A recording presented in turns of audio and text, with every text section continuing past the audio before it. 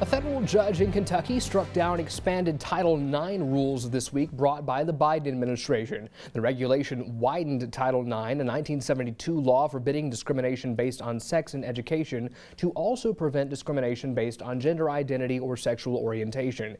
It also widened the definition of harassment. The judge scrapped the entire 1,500-page regulation, saying that was a better solution than carving out certain aspects of the rule, essentially reverting Title IX back to its previous interpretation. The ruling comes days before President Donald Trump is set to take office, who promised to end the expanded rules on day one. So given some of the politicization around this, what are, first off, y'all's general thoughts in response to this ruling?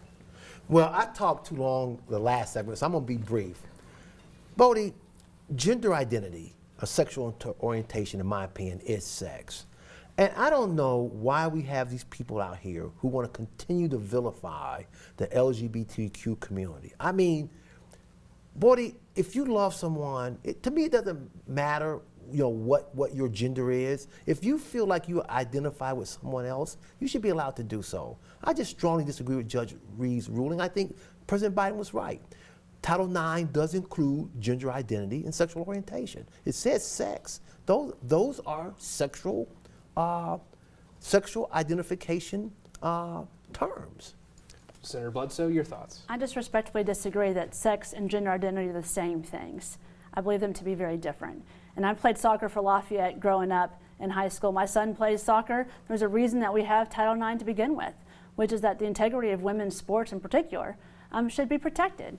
And there's a long history of that in the 70s. There's a reason that we have it, and I applaud the decision that retains the integrity of that, and I think Russell Coleman has done a great job advocating on behalf of us who passed the legislation before, and he's been a big advocate, and it's worked out. Amanda, let me be brief here. In the area of sports, I think that's a whole different context. I think when you get to issues of puberty, then yes, you have to draw a line somewhere, and men should not be able to participate in women's sports. You and I will agree on that, Amanda. But in terms of what a student wants to be called in the classroom, I mean, it's just so easy for a professor to say, okay, you are, call a person by the name they want to be called, as opposed to just being rude about it. Do you all think that the whole pronoun debate, which was part of this, part of the ruling indicated that requiring the use of pronouns affects an individual's free speech rights? What are your thoughts on that?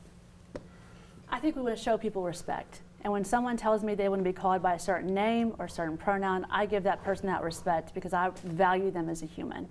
Being told to do it, I think, is that tension between freedom and respect. And in this way, I hope we would just show more respect to each other because we value each other as people. I mean, surely we can just do that as a matter of kindness. Just a few seconds left here, Senator Thomas. I'll be real quick. In general, I agree with Amanda on that.